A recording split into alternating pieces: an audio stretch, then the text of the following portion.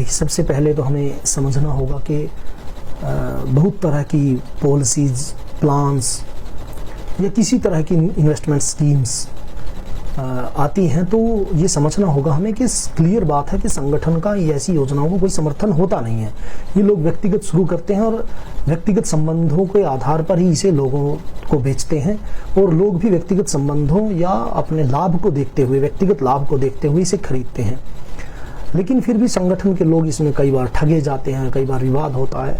तो पहली बात तो ये समझने की ज़रूरत है कि संगठन का ऐसी योजनाओं को कोई समर्थन होता नहीं है। हाँ, फिर भी हम सबको ये समझने की जरूरत है काम कैसे करती हैं, इनसे बचा कैसे जाए। ये समस्याएं आती हैं, हर जिले में ऐसी समस्याएं आती हैं। तो देखिए, पहले तो जो बहुत ज़्यादा पैसा देने वाली, बहुत ज़्यादा मुनाफा देने वाली स्कीम्स होती हैं, इनको पूरी दुनिया में पोंजी स्कीम्स कहा जाता है, या आप समझिए पिरामिड स्ट्रक्चर के नाम से भी इसे कहा जाता है। पिरामिड स्ट्रक्चर इनका जो सिद्धांत है, जो नेचर है, जिस तरह ये पैसा इकट्ठा करते हैं, उसके कारण कहा जाता है। और पोंजी स्कीम इसलिए कहा जाता है कि एक चार्ल्स पोंजी नाम का इटालियन नागरिक था, जिसने 1920 में शुरुआत की थी ऐसी योजनाओं की, ऐसे स्कैम्स की। उसने कहा था कि 45 दिन में मैं 50% ब्याज दूंगा और 90 दिन में 100% ब्याज, मतलब 90 दिन में पैसे दुगने कर दूंगा मैं आपके। तो वो स्कीम पूरी अमेरिका में चली थी और वो स्कैम पकड़ा गया था। 1920 में वो उस आदमी ने, उसका नाम चार्ल्स पोंजी था। इस कारण इनको सभी स्कीम्स को पोंजी स्कीम्स कहा जाता है। अब पिरामिड स्ट्रक्चर क्यों कहा जाता है? देखिए, एक इम्पोर्टेंट चीज़ है जिसे हम समझते हैं, यहाँ पैसा कहाँ से आता है कि इतना पैसा हमें मिल जाता है ब्याज या रिटर्न के रूप में कि हम खुश हो जाते हैं। अरे, इससे ज़्यादा तो कमाई कहीं नहीं है, तो बहुत बढ़िया है, कुछ बिना किए कराए पैसा मिल रहा है। तो ये काम कैसे करती हैं, देखिए, एक समझने की ज़रूरत है। कैसे ये सिद्धांत है इनका कि ये पिरामिड स्ट्रक्चर, इसे क्यों कहा जाता है। सोचिए कि कोई कंपनी बनाई किसी ने, उसने 10 लोगों को पहले जोड़ा और 10 लोगों को कहा कि आप 3 लोगों को जोड़िए। ठीक है, उन्होंने 3 लोग जोड़ दिए और इस तरह 10 लोगों ने 30 लोगों को जोड़ दिया। अब जो 30 लोगों से, और मान लीजिए उनसे 10,000 या 20,000 जो भी पैसा फीस ली, और वो सर्विस कुछ ना कुछ देंगे या कोई वस्तु बेचेंगे, कुछ ना कुछ करेंगे, मतलब सेवा या वस्तु इसमें होती है, कुछ ना कुछ बेचा जाता है, तो या कोई सर्विस या कोई गुड्स या वस्तु बेची जाती है, तो उसके नाम पर उनसे 10-10 हज़ार रुपया जो भी तय कर दी फीस एक ले ली। अब वो जो 30 लोगों का पैसा आया, वो पैसे में से 10 लोगों को कमीशन या जो तय किया जाता है वो दे दिया जाता है, अच्छा खासा रिटर्न। तो इससे वो 10 लोग पूरे उत्साह में आ जाते हैं और 30 लोगों को भी पता चलता है। अब 30 लोगों को कहा जाता है कि अब 90 लोगों को, 3 लोगों को जोड़िए, तो वो 90 लोगों को वो जोड़ देते हैं। अब फिर होता क्या है कि 90 लोगों का पैसा 30 लोगों में बांट दिया जाता है कमीशन के रूप में। अब उनमें भी उत्साह आता है, वे और लोगों को जोड़ते हैं, फिर 90 लोग भी देखते हैं, फिर 90 लोगों को कहा जाता है कि आप भी 3 लोगों को जोड़िए। इस तरह में 270 लोगों को जोड़ देते हैं। 270 लोगों का पैसा 90 लोगों में बांट दिया जाता है। इस तरह पिछलों का पैसा उससे पहले वालों में बढ़ता चला जाता है, और जो कंपनी चलाने वाले हैं उस पर बहुत बड़ा फंड इकट्ठा होता चला जाता है। अब ऐसे ही नए जुड़ने वालों का पैसा उनसे पहले जुड़ने वालों में बढ़ता रहता है, इसीलिए ये पिरामिड खड़ा हो जाता है ऊपर से नीचे तक। समझिए, ऊपर 10 लोग जुड़े थे, तो अंदाजा लगाइए जब 13वां-14वां स्तर आता है इसका जुड़ने का, तो करोड़ों लोग पहुंच चुके होते हैं। और करोड़ों लोगों का इतना पैसा, मतलब लगभग 5 करोड़ के आसपास लोग इसमें जुड़ चुके होते हैं। तो वो 5 करोड़ लोगों का जब पैसा इकट्ठा होता है, वो वापस करना आसान नहीं होता है। तब तक कंपनी खूब पैसा इकट्ठा कर चुकी होती है, या कोई विवाद हो चुका होता है, या कोई सवाल खड़ा होता है, तो पैसा वापस करना मुश्किल होता है और कंपनी भाग जाती है, बंद हो जाता है। जितना पैसा इकट्ठा हो जाता है वो हो गया। अब कंपनी चलाने वाला जो फ्रॉड के नाम पर जितने साल की सजा, और वो सजा उसमें भुगतता रहेगा, लेकिन उसे पता इतना पैसा और कहीं से मिलने वाला नहीं। और हमारे देश में से कोई कठोर कानून इनको रोकने के लिए है भी नहीं है। अमेरिका में तो सुना था किसी 2008 में किसी ने स्कैम किया था, तो उसको 150 साल की सज़ा दी गई थी। तो हमारे देश में तो इतनी कठोर कोई सज़ा अभी तक नहीं है। तो ये पिरामिड स्ट्रक्चर, मतलब ऊपर जो नए जुड़े हैं उनसे उसके पीछे वालों को पैसा मिलता चला जाता है। हमारे यहाँ कैथल में आपने देखा होगा सोने का बहुत बड़ा काम चला था। वो क्या कहते थे कि आपको 1 लाख रुपए दे दीजिए और लो इतने 1 लाख या 1.5 लाख रुपए का आपको 1 महीने में वापस मिल जाएंगे, सोना मिल जाएगा आपको। अब सोना कोई लेता नहीं था तो 1.5 लाख ले लेता था, या जितने भी वो देते थे बढ़ाकर पैसे, खुश हो जाते थे। और इन स्कीम्स का एक बहुत जबरदस्त चीज होती है कि इसमें जो पैसा वापस व्यक्ति को मिलता है वो अपने पास नहीं रखता, वो वापस उस कंपनी में या जिसने वो योजना चलाई उसी को दे देता है, क्योंकि वो सोचता है ये पैसा कहाँ लेकर जाऊं, बैंक में इतना बढ़ेगा नहीं तो इसी कंपनी में लगा देता हूं। तो वो जो सोने वाले भी थे वापस फिर सोना खरीदने के नाम पर उन्हीं को दे देते थे। इसी तरह इन कंपनियों में भी ये होता है, किसी ने 1 लाख रुपए लगाए तो उसको रिटर्न अच्छा आया तो उसने वो 1 लाख भी और 5-7 लाख और जोड़े और फिर वो और लगा दिए। मतलब वो सारा पैसा कंपनी में लगता रहता है, इकट्ठा होता रहता है और व्यक्ति खुश होते रहते हैं, कमीशन के नाम पर हमारा पैसा इतना इकट्ठा हो रहा है।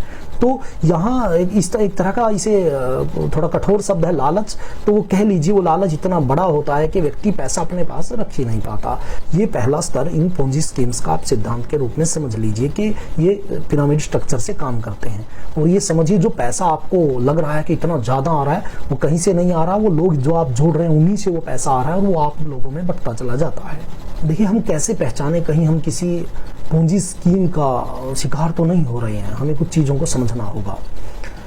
एक तो बड़ी इंपॉर्टेंट चीज है कि ये कंपनियां क्या करती हैं, जब भी समाज में एक नया आर्थिक बदलाव होता है उसकी जो जरूरी चीजें हैं उसको लेकर उन्हीं चीजों पर ये अपना फोकस करती हैं और उन्हीं चीजों को बेचती हैं, चाहे वो सेवा है या वो वस्तु है। जैसे हम शुरू में सुनते थे, कभी कोई कंपनी आई तो बहुत कोई लैंड में इन्वेस्टमेंट कराती थी लोगों से और वो कंपनी चली गई बड़ी में। और फिर हमने सुना कि कोई मोटरसाइकिल बेचते थे, जब मोटरसाइकिल आई शुरू में रंगीन टीवी जब समाज में आए थे तो ये कंपनियां रंगीन टीवी ऐसे मेंबरशिप के तरीके से नेटवर्क मार्केटिंग से बनाकर बेचते थे। फिर यहाँ तक सुना बहुत महंगे डबल बेड के गद्दे, जरूरत की चीज़ें, टूथपेस्ट वगैरह, जो जैसा समाज में बदलाव होता जाता है वैसा ये लोग अपना आप को ढालते चले जाते हैं। अभी पिछले 5-7 साल पहले हमने एक चीज़ सुनी थी, यूपीआई जब चली थी तो लोग पैसे की ट्रांजैक्शन करते थे, तो मेरे भी एक संपर्क में कुछ लोग थे तो वो पैसे की ट्रांजैक्शन के लिए कोई जो जैसे फोन पे है, गूगल पे, इस तरह की एक ऐप लेकर आए थे और वो लोगों को डाउनलोड ही करा रहे थे और कुछ पैसों में उससे बेच रहे थे बस। तो फिर अभी सुनने में आया था कुछ दिन पहले ही कि अभी लोगों को डिजिटल डाटा की ज़रूरत है, तो जो क्लाउड है उसके नाम पर बहुत कंपनी आई थी और वो भी ऐसे ही, मतलब जैसे जैसे समाज में बदलाव होता चला जाता है, समाज की आर्थिक ज़रूरतें बदलती जाती हैं, वैसे वैसे ऐसी कंपनियों में दिमाग लगाने वाले लोग अपनी योजना बनाकर समाज के बीच में चले जाते हैं। पहले नंबर पर तो आप समझिए कि इनका जो रिटर्न होता है, जो पैसे या ब्याज समझिए उसे होता है, वो बहुत ज़्यादा होता है और बड़ा आप समझ लीजिए जब ज्यादा मिल रहा है तो कुछ ना कुछ गड़बड़ है। एक चीज समझ लीजिए, पैसा आपकी जेब में आ रहा है तो किसी ना किसी की जेब से निकल रहा है वो पैसा, और जिसकी जेब से निकल रहा है तो पीड़ा उसे भी होगी। ये समझिए पैसा यूं ही फ्री में कहीं से कुछ नहीं आता है, हर चीज की कीमत होती है। अगर आपको कीमत से ज्यादा कुछ मिल रहा है तो वो समस्या है, ये सोचना पड़ेगा हम सबको। दूसरा, पहले नंबर पर तो ये वस्तु या सेवा, वो जरूरत की चीज है, लोग बाजार में जाके खरीदते हैं, लेकिन ये लोग सीधे मेंबर को डायरेक्ट सेलिंग कहिए, नेटवर्क मार्केटिंग कहिए, उसके तरीके से सीधा बेचते हैं लोगों को। और तो पहले नंबर पर वो वस्तु सेवा लेकर बेचते हैं जो समाज बाजार में पहले से उपलब्ध है, लेकिन ये नेटवर्क मार्केटिंग या डायरेक्ट सेलिंग जो भी कहते हैं उससे बेचते हैं। दूसरा, अधिक सदस्य जोड़ने पर पूरा जोर दिया जाएगा आपके ऊपर, जबकि वो वस्तु है, जरूरत है तो लोग अपने आप ले लेंगे, लेकिन आप पर दबाव बनाया जाएगा कि आप लोगों को जोड़िए, बेचिए से। और तीसरा, बड़ी जटिल इनकी संरचना होती है, जो इनका कमीशन स्ट्रक्चर होता है या पैसा देने का जो स्ट्रक्चर, जिसे समझना आसान नहीं है। आप समझ लीजिए, अगर समझने में दिक्कत आ रही है तो उससे बचें। कोई भी आर्थिक चीज है उसे समझने कर आगे बढ़ने में फायदा होता है। और ये तो है ही कि बहुत ज्यादा रिटर्न इसमें आता है, जिससे हमें समझ लेना चाहिए ज्यादा रिटर्न आ रहा है तो किसी न किसी पूंजी स्कीम का कहीं ना कहीं शिकार तो नहीं हो रहा, ये आपको थोड़ा ध्यान रखना होगा। अब हमें एक और चीज समझने की जरूरत है, ध्यान देने की, कि आप एक चीज देखिए, बड़ी बड़ी कंपनियां हैं, आप देखिए स्टॉक मार्केट में पिछले 5 साल में टाटा पावर जैसी बड़ी कंपनी ने 10% सालाना के हिसाब से वृद्धि की है। JSW बहुत बड़ी कंपनी है, 12% सालाना के हिसाब से पिछले 5 साल में वृद्धि की है। SBI बैंक ने 7% के हिसाब से वृद्धि की है। एक्सिस बैंक ने 5% के हिसाब से, और ऐसे ही कोई रिलायंस है वो शायद 2-3 पर ही खड़ी है, 2-3% सालाना के हिसाब से।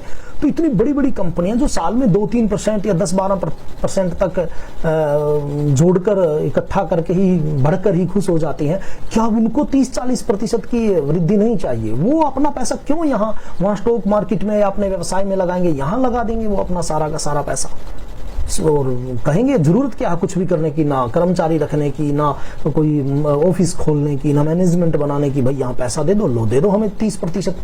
बड़ी बड़ी कंपनियां दे देंगी पैसा, क्यों नहीं देते? उनको पता है कि अर्थशास्त्र कैसे काम करता है। वो सामान्य नहीं, वो कंपनियों का स्ट्रक्चर समझते हैं, कंपनियों का स्वभाव समझते हैं। आम आदमी इसमें उलझ जाता है ज़्यादा आसानी से। तो आप सबसे यही है, जब भी कोई ऐसी स्कीम्स आए तो उसे बहुत तरीके से हम सबको समझना और देखना होगा, ताकि हमारे लोग उसमें लुट ना जाए।